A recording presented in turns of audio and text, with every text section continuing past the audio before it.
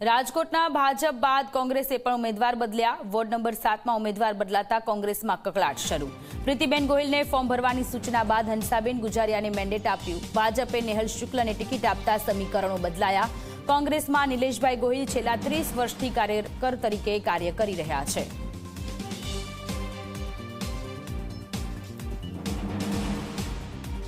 કોંગ્રેસ તરફથી અમને પહેલા રજૂઆતમાં ટિકિટ આપેલી હતી, પછી નામ છાપામાં આવી ગયું, બધું થઈ ગયું। પછી છેલ્લે એન્ડ ટાઈમે કાલે 1 વાગે કીધું કે તમે રિજેક્ટ કરી નાખો, આમાં તમારું નહીં આવે।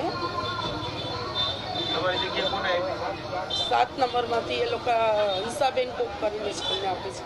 આ અન્યાય ન થવો જોઈએ। આવો કોંગ્રેસ તરફથી અમને બહુ અન્યાય થયો। 30 વર્ષની જે મારા હસબન્ડની સેવા હતી ને, અને 50 વર્ષથી મારા સસરા હતા કોંગ્રેસમાં, એટલે આજીવન આ લોકોએ સેવા કરી છે, એનું કોઈ ફળ ના મળ્યું। અને અમને ધમકી ભર્યા ફોન પણ આવેલા છે।